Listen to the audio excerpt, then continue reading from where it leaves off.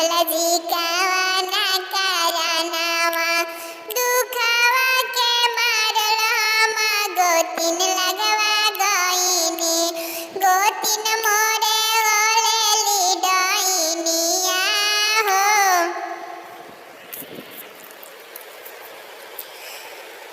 दुखावा के मारल हम गोतिन लगवा गईनी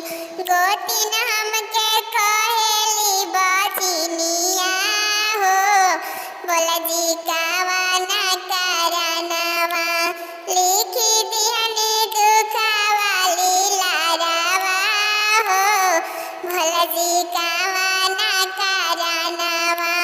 दुखावा के मारल हम ननद लगवा गईनी ननद मोरे कहेली डईनिया हो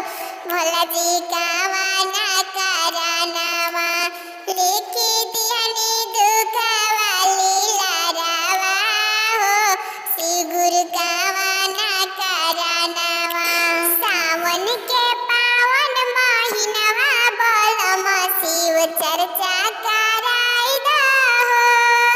चर्चा कराई दा शिव चर्चा कराई दा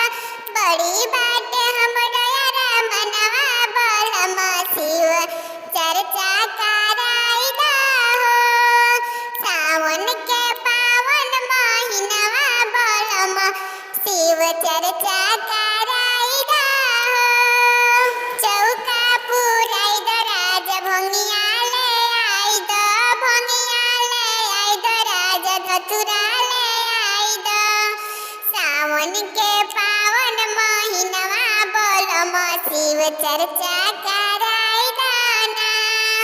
सावन के पावन महीनवा बोलम शिव चर्चा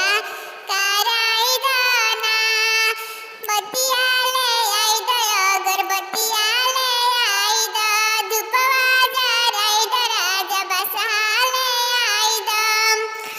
गौरा माई खाती एगो चुनरी राजा रउआ ले आई दाना लाले ले आई दा राजा ओम लिखवाई दा राजा गौरा माई के पैराई दा सावन के पावन महीनवा राजा शिव चर्चा कराई दाना सावन के पावन महीनवा बोलम शिव चर्चा